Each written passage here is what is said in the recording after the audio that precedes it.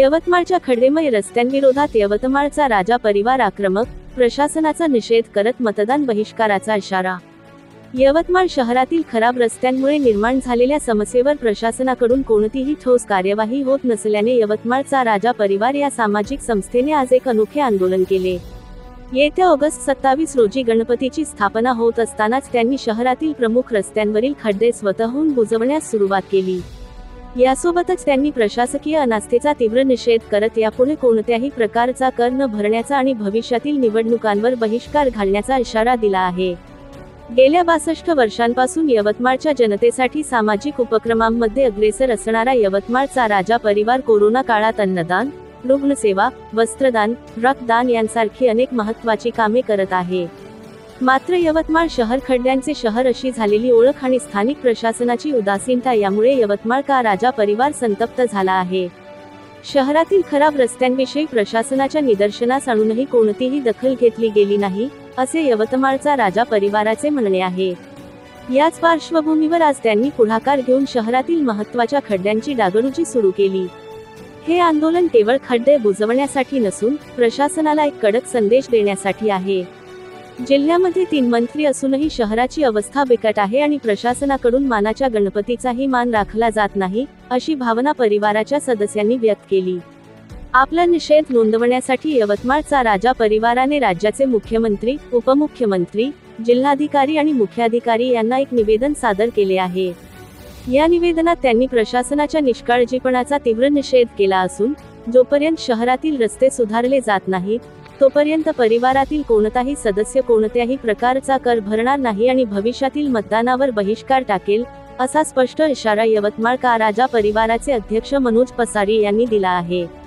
आज यवतमाळ का राजा परिवाराने सरदार चौक, तहसील चौक, टांगा चौक, गांधी चौक, लोखंडी पूल, माळीपुरा, बालाजी चौक, मारवाडी चौक या परिसरातील रस्ते बुजविण्याचे काम यवतमाळचा राजा परिवारातील जवळपास 50 सदस्यांनी केले। हे आंदोलन प्रशासनाला जागे करेल आणि यवतमाळकरांना चांगल्या रस्त्यांची सुविधा मिळेल अशी आशा व्यक्त केली जात आहे। शहर हा एक प्राचीन नाव झालेला आहे।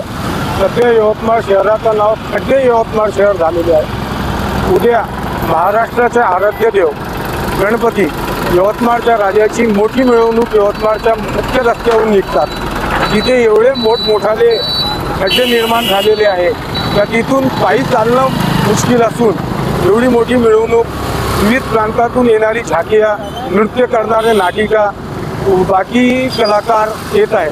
ह्या खड्ड्यात जर कोणी पडला तर त्याचा जबाबदार नगर परिषद आहे का प्रशासन आहे का माननीय मुख्यमंत्री साहेब आहे का इथे दिलेले माननीय मंत्री महोदय आहे का आमचे लोकप्रिय आमदार आहे का खासदार राहणार आहे। आम्ही एक सामाजिक कार्यकर्ता आहोत, सामाजिक आमचं मंडळ आहे। कोरोना काळात यवतमाळच्या राजाला केलेले कार्य हे यवतमाळची जनता परिचित आहे। ते दाखवणे किंवा सांगणे हे शक्यही नाही, तेवढा वेळही नाही।